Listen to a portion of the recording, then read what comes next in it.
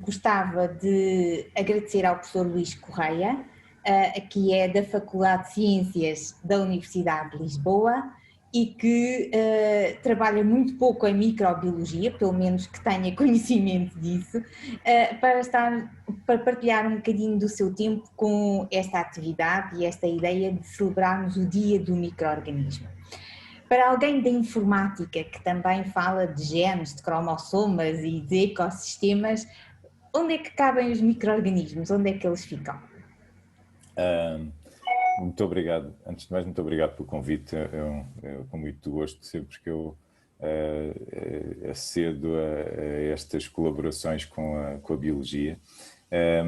Do ponto de vista, eu digo isto porque, pronto, porque uma questão de curiosidade pessoal, mas também profissional, porque a minha área de investigação é a via artificial computacional, ou seja, é o utilizar em computadores modelos inspirados em modelos biológicos de diversa índole.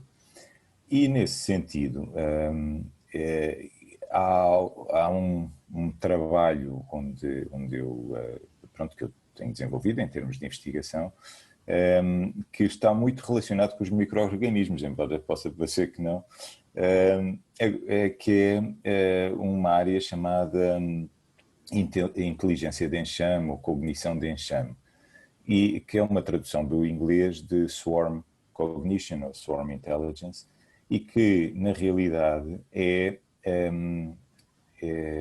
tentar modelar em computador tecnologias ou técnicas de resolução de problemas que se inspiram no funcionamento dos enxames, sendo que esses enxames podem ser de animais, ou se quiser, enfim, não sei se um micro-organismo se pode chamar um animal, mas de formas de vida muito simples, inclusive de micro-organismos. Em particular, um modelo que tem sido relativamente estudado e tem-se feito algumas implementações em técnicas de vida artificial, computacional, é o slime mold, que em português penso que é o fungo mucilogéneo ou uma coisa assim, não sei se não estou enganado, não, talvez não me parece que seja bem esta expressão, mas é uma coisa desse tipo, e que na realidade é um micro-organismo que nós só damos por ele quando são muitos, e nesse caso tem uma forma visível, tipo um bolor amarelado ou uma coisa assim do estilo, e que tem esse tipo de comportamento, se torna visível porque é quando eles estão em stress de falta de água. Enfim, eu estou a dizer isto, a Cristina certamente sabe mais disto do que eu,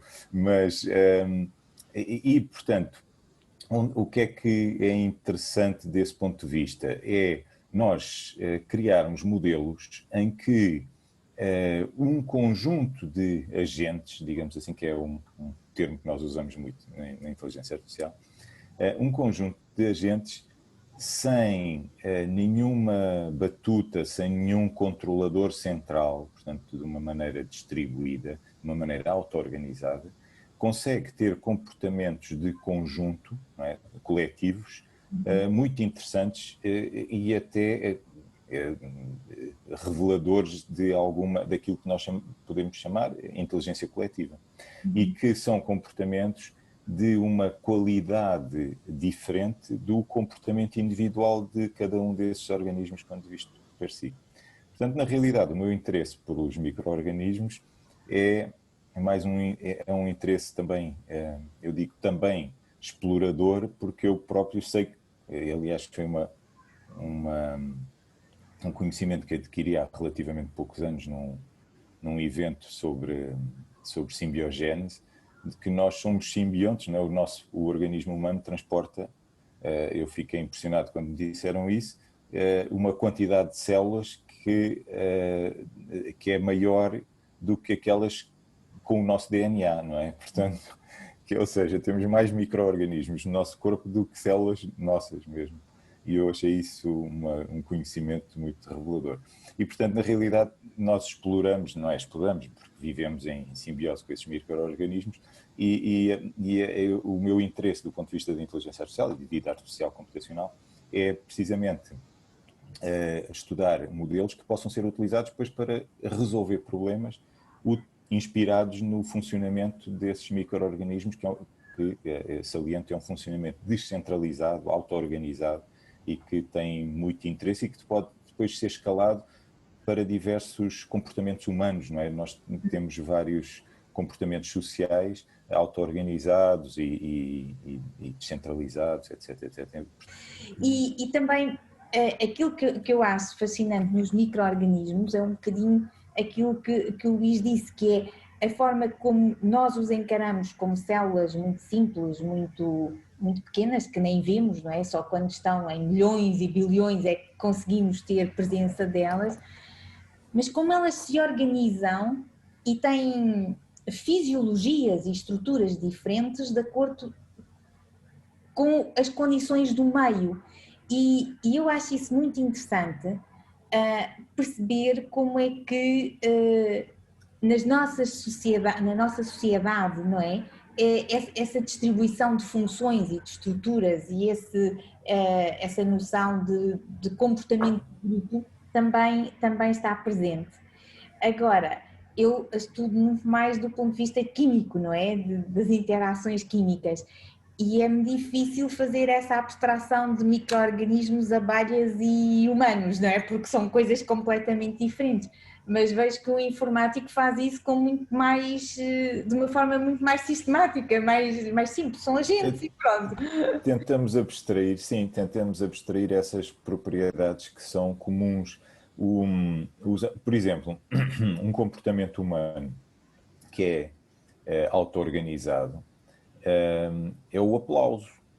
É uma coisa muito simples, não é nada de especial. Nós estamos a ver um concerto, um espetáculo, uma coisa, e chega ao fim, há um momento, tradicionalmente as pessoas aplaudem, porque gostaram e querem, digamos, partilhar com os atores e com os intérpretes, dançarinos, o que for, essa sua satisfação.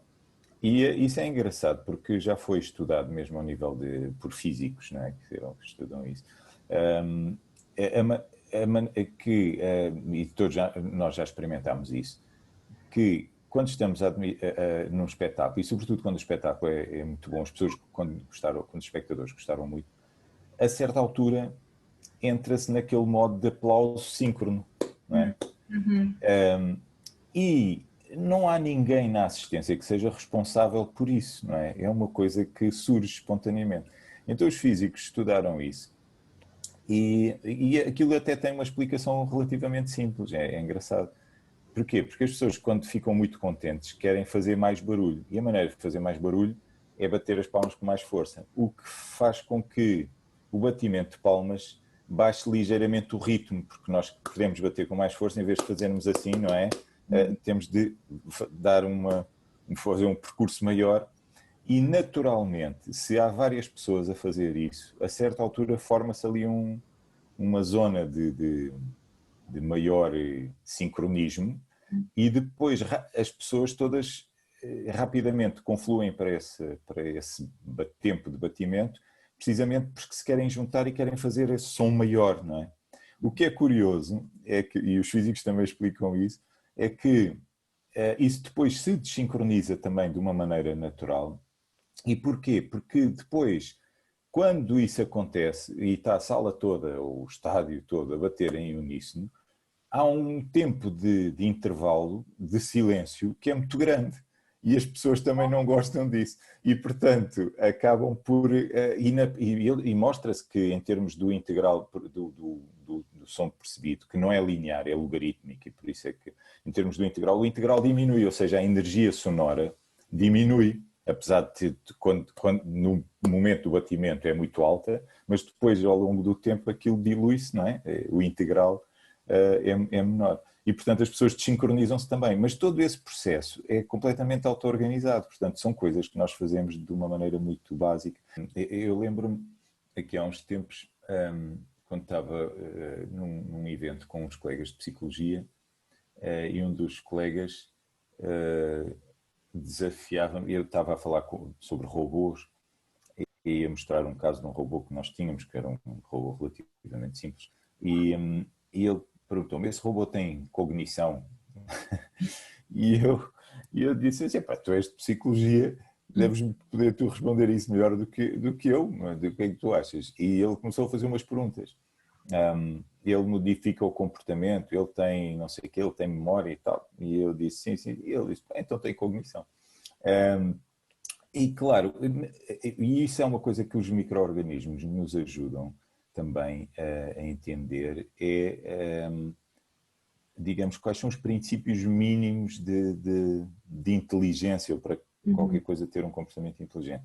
E eu, por causa deste desafio, também fui rever algumas coisas, e um dos trabalhos que eu estava a ler era muito interessante, porque ele dizia assim, um dos sinais mais básicos, ou dos fenómenos mais básicos de aprendizagem é a habituação, porque é uma coisa que se verifica, pronto, todos os seres humanos têm, não sei o quê, e verifica-se ao nível de bactérias também, ao nível de micro-organismos.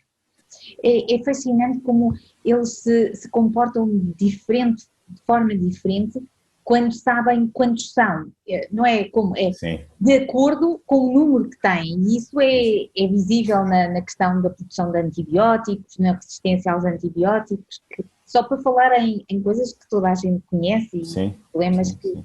que sabem. Pois poderíamos ficar aqui o tempo todo, não é? Mas se tivéssemos que escolher um micro-organismo para estudar, qual é que escolhíamos? O que é que fazíamos com ele? Cristina, olha, eu aí, se queres que diga, não tenho o meu conhecimento, nem sequer me permite distinguir. Eu sei que há umas bactérias, há uma E. coli que é muito, salvo erro, existe nos nossos intestinos, não é? E, aliás, segundo me parece, é das mais estudadas, não é? Em termos de uma das mais estudadas em termos de micro-organismos, também por causa disso, pela influência que tem no nosso bem-estar. E eu, sinceramente, aí estudaria as minhas, não é? Ou seja, acho que mas aquelas... são muitas! Exatamente, ok, mas portanto, em termos de escolha, eu escolheria uma daquelas que existe no corpo humano e que seja das mais interessantes e importantes para o bom funcionamento do corpo humano. Os meus parcos conhecimentos disso chegam ao ponto de eu saber que se não fossem esses micro-organismos, nós nem conseguíamos digerir muitos alimentos, não é? Ou se calhar nenhum. Não é? Portanto, são fundamentais para a nossa vida, não só para o bem-estar, para a nossa sobrevivência mesmo. Não é? E parece que para o nosso sentido de humor também, não é? Sim, acho que sim. Quando qualquer coisa não está bem nos intestinos, aqui isto tudo sofre, não é?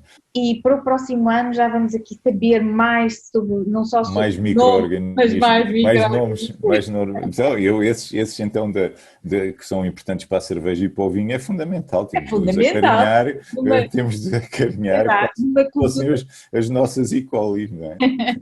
Numa cultura mediterrânica é fundamental. Exatamente, do pão e do pão. Exato. Um beijinho muito grande, foi um gosto, muito obrigada. Eu é que agradeço. E foi uma troca de ideias em que aprendemos muito. Muito obrigada. Obrigado, Cristina.